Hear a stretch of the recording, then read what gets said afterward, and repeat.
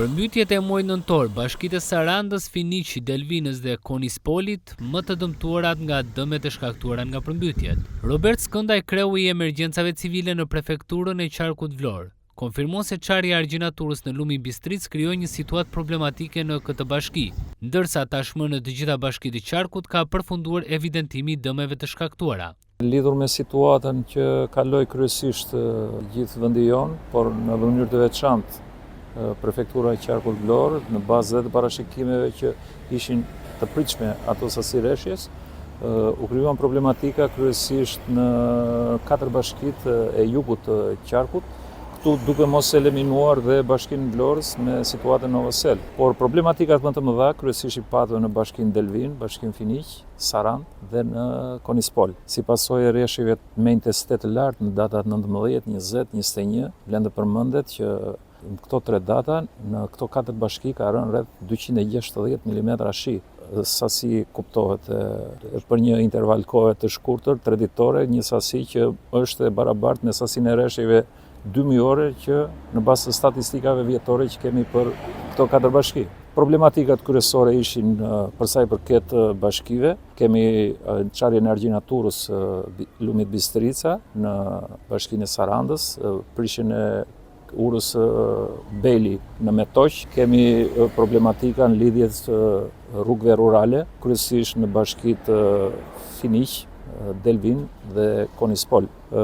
Gjithashtu, për shkak të shkarjes masiveve me dhera, kemi probleme të evidentuara nga sektorit e emergjencave dhe strukturat e bashkive poshtë. Kemi 4 bashki me rrezik shkarje për momentin në bashkinë Delvin, kemi dhe 2 banesa në bashkinë e Finiqit. Menjëherë, mbas përfundimit të situatës emergjente nga ana e kryetarëve të bashkive, janë ngritur grupet e konstatimit të dëmeve në terren dhe momentin që po flasim aktualisht ka përfunduar procedura e vlerësimit të dëmeve, ka ndalë me një shifër të dëmeve të shkaktuara nga përmbytjet, dhe gradualisht jemi në pritje të procedurës në vazhdimsi për sa i përket vlerësimit të dëmeve të shkaktuara. Kreu i emergjencave civile në prefekturë ka konfirmuar se ka patur rreth 800 krerë bagëti të ngordhura, ndërsa sipërfaqe me toka bujqësore ka patur në Vlorë, Sarandë, Delvin si dhe dëmtime në disa biznese.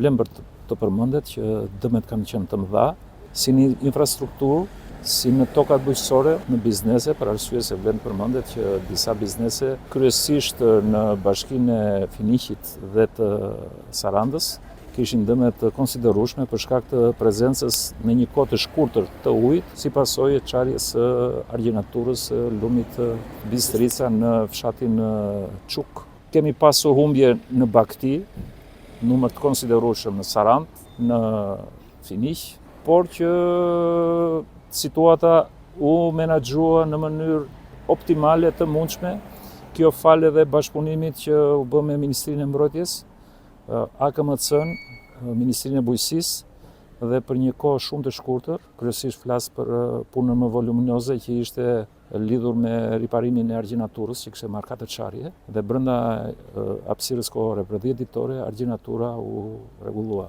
Por një shifër ende jo e saktë që po të themi, diskutohet për një numër rreth 800 krerësh në bashkinë e Sarandës dhe rreth 50 krerë bagti në bashkinë e Finiqit. Kryesisht sasia e tokës bujqësore që ka qenë prezent nën ujë ka qenë llogaritet rreth 50 hektar në bashkinë e Vlorës, në njësinë administrative Novosel, rreth 600 hektar në bashkinë e Sarandës, rreth 400 hektar në bashkinë e Finiqit dhe diku te 350 hektar në bashkinë e Delvinës.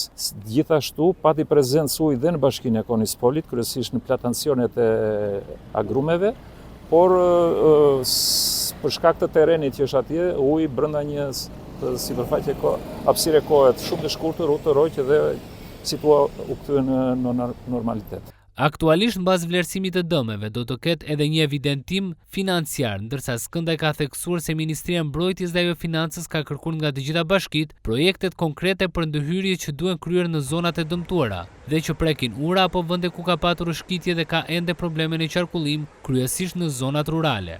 Ka përfunduar procesi evidentimit të dëmeve. Lidhur me vlerën financiare të dëmit, është një procedurë që bëhet mbas vlerësimit të dëmeve, është vlerësimi i dëmeve që korespondon me vlerë monetare çfarë është. Por dëmet kryesisht kanë qenë bllokimi të akseve rurale, banesa. Atëherë të gjitha akset nacionale në qarkun e Vlorës janë të kalueshme. Të gjitha akset rurale janë të aksesueshme. Ka problematika për sa i përket komunikimit, jo se nuk ekziston komunikimi, por vazhdon procedura e hapjes së rrugëve brenda lagjeve në përfshatra. Për arsye se ka prezencë të inerte të dhera për shkak të shkarjeve dhe është një punë voluminoze që hap pas hapi po ndigjet në ana e bashkive. Rreshjet intensive gjatë muajit nëntor krijuan situata të vështira në të gjithë qarkun, ndërsa situata u menaxhua me kujdes.